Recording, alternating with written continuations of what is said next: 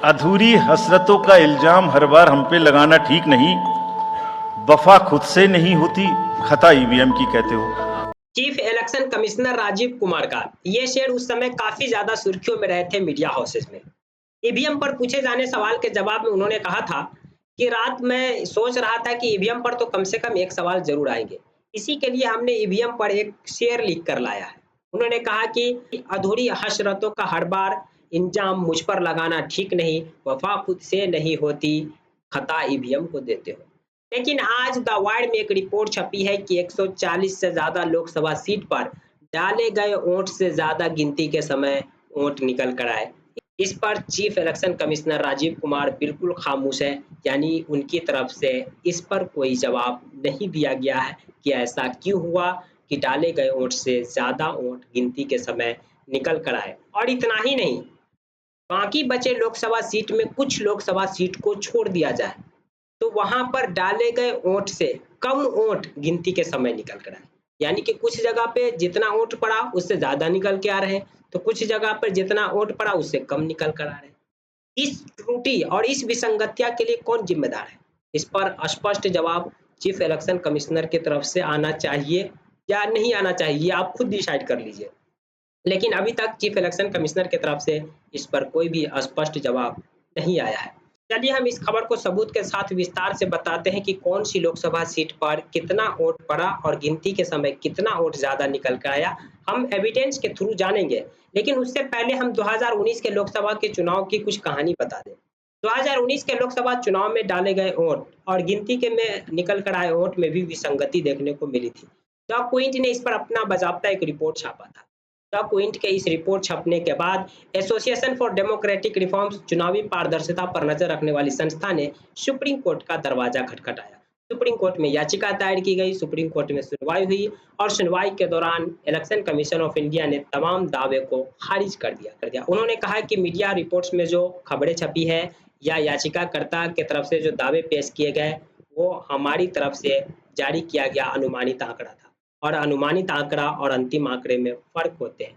यही कारण है कि डाले गए वोट और गिनती के समय वोट में डिफरेंस देखने को मिला, विसंगति देखने को मिला। इसी वजह से इस लोकसभा चुनाव में एक चीज काफी ज्यादा चर्चा में रही थी। विपक्ष लगातार चुनाव आयोग से अंतिम आंकड़े जारी करने की मांग कर रहे थे और अंतिम आंकड़े जारी करने में हुई लेट को लेकर के लगातार विपक्ष आलोचना कर रहे थे। यहाँ तक कि एडीआर को, यानी एसोसिएशन फॉर डेमोक्रेटिक रिफॉर्म्स को, सुप्रीम कोर्ट तक का दरवाजा खटखटा। आखिरकार तमाम आलोचना के बाद चुनाव आयोग ने 25 मई को पहले के पांचों फेज के अंतिम आंकड़े जारी कर दिए। चुनाव आयोग ने अंतिम आंकड़े जारी करते समय प्रेस नोट्स में कहा था कि डाले गए मतों की संख्या में कोई बदलाव संभव नहीं है। यानी कि हम जो ये डेटा रिलीज कर रहे हैं, इस डेटा में और गिनती के समय जो निकल के आएंगे डेटा, इसमें कोई बदलाव संभव नहीं है। इसके बावजूद 140 लोकसभा सीट पर डाले गए वोट, जो खुद इलेक्शन कमीशन ऑफ इंडिया ने डेटा दिया था, वो डेटा और गिनती के समय जो वोट निकल कर आए उसमें डिफरेंस देखने को मिले। ये डिफरेंस 2 से लेकर के 3600 वोट तक का देखने को मिला है। और हम आपको बता दें, इस बार के लोकसभा चुनाव में कई सीटों पर जो कैंडिडेट है वो 48 वोट से जीत हार दर्ज की है। 200, 250, 300, 400, 1000, 2000 इतने वोट से कैंडिडेट के बीच जीत और हार तय हो पाया है। इन विसंगति और त्रुटि पर इलेक्शन कमीशन ऑफ इंडिया की तरफ से तो कोई बयान या कोई भी जवाब नहीं आया है, लेकिन कुछ ऐसे लोकसभा सीट रहे जहां पर डाले गए वोट से कम वोट गिनती के समय निकल कर आए। इस पर उत्तर प्रदेश के मुख्य निर्वाचन अधिकारी ने बयान जरूर दिए। यह बयान कितना ज्यादा संतोषजनक है वो आप खुद डिसाइड कीजिएगा, हम आपको जब पढ़कर सुनाएंगे। उनसे पहले चलिए हम आपको एविडेंस दिखाते हैं कुछ लोकसभा सीट का। यहाँ पर देख सकते हैं करीमगंज असम की एक लोकसभा सीट है। यहाँ पर 11,36,538 वोट डाले गए, स्क्रीन पर दिख रहा होगा। और गिनती के समय जो वोट निकल कर आए वो 11,40,349, यानी 3811 वोट ज्यादा निकल कर आए। दूसरा आंध्र प्रदेश की ओंगले सीट है। यहाँ पर 13,99,707 वोट डाले गए थे, लेकिन गिनती के समय 14,01,174 वोट निकल गया है, यानी 14,067 वोट ज्यादा निकल कर आए। तीसरा मध्य प्रदेश का मंडला सीट है। यहाँ पर 15,30,861 वोट डाले गए थे, लेकिन गिनती के समय 15,31,950, यानी 1089 वोट ज़्यादा निकल कर आए। आप ही बताइए कि इसी लोकसभा चुनाव में कई जगहों पर 200, 400, 48 या 250, 3000 वोटों से जीत-हार तय हो पाया है। ऐसे में ये जो कुछ हॉट लोकसभा सीट है, जहाँ पर 3800, 1400, 1000 का डिफरेंस देखने को मिला, कुछ लोकसभा सीट पर 2 वोट का भी डिफरेंस। इसके लिए कौन जिम्मेदार है? चलिए हम आपको कुछ ऐसे लोकसभा सीट का भी एग्जाम्पल दे दें, जहाँ पर डाले गए वोट से कम वोट गिनती के समय निकल कर आए।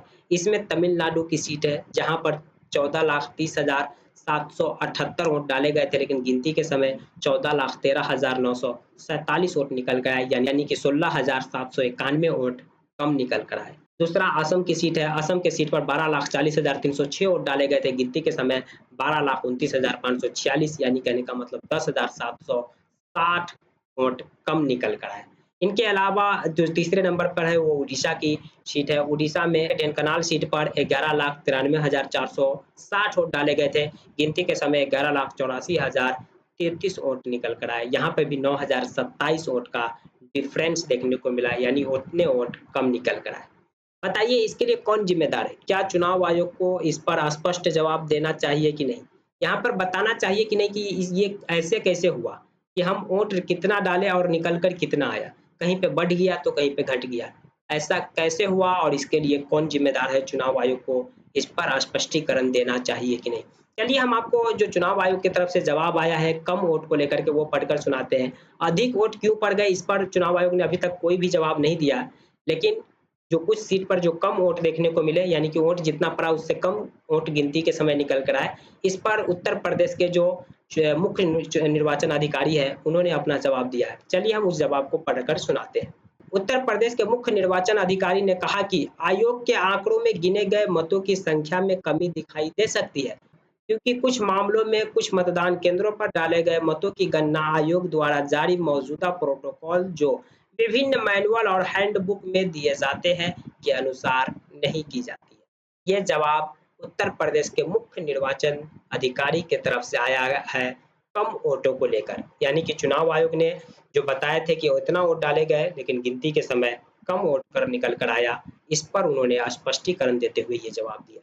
ये जवाब कितना ज़्यादा संतोषजनक है वो आप खुद डिसाइड कर सकते हैं कि अगर प्रोटोकॉल को फॉलो नहीं किया गया या उनके अनुसार काम नहीं किया गया, तो इसके लिए कौन जिम्मेदार है? पीठासीन अधिकारी। पीठासीन अधिकारी को क्यों नहीं आप उनको वेल ट्रेंड कर पाए जो उस प्रोटोकॉल के अनुसार काम करते? लेकिन चुनाव आयोग ने स्पष्ट जवाब अब तक नहीं दिया।